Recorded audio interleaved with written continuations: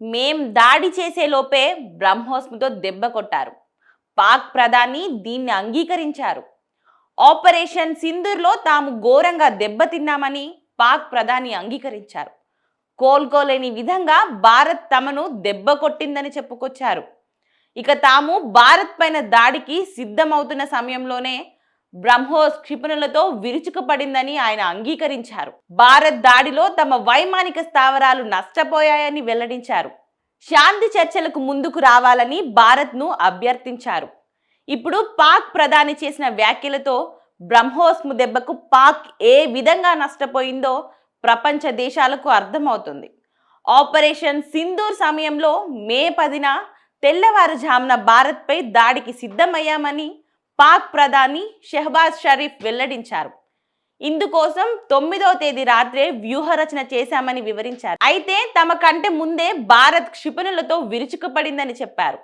బ్రహ్మోస్ దాటికి తమ వైమానిక స్థావరాలు ధ్వంసమయ్యాయని తొలిసారి అంగీకరించారు.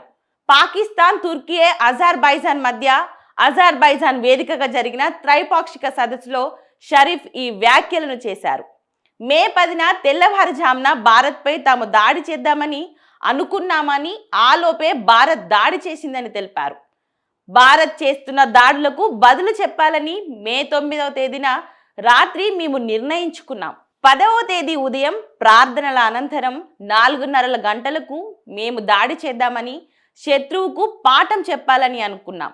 కానీ దానికంటే ముందే మా సైన్యం ఊహించని విధంగా భారత్ మరోసారి దాడి చేసిందని వివరించారు. రావల్పిడి విమానాశ్రయం సహా అనేక కీలక ప్రాంతాలపై బ్రహ్మోస్ క్షిపణులు ప్రయోగించిందని షెహబాజ్ షరీఫ్ పేర్కొన్నారు. దాడుల ప్రణాళికను తమ ఫీల్డ్ మార్షల్ అసీం మున్నీర్ తమకు ముందుగానే చెప్పారని షరీఫ్ వివరించారు. ఇక ఇరు దేశాల మధ్య దీర్ఘకాలిక సమస్యలైన కశ్మీర్, నీటి వాటలు, ఉగ్రవాదం అంశాలపై కూర్చొని మాట్లాడుకుందామని పాక్ ప్రధాని మరోమారు భారత్ను కోరారు. శాంతి కోసం ఇరు దేశాలు మాట్లాడుకోవాలని, సమస్యలను సామరస్యంగా పరిష్కరించుకుందామని ప్రతిపాదించారు.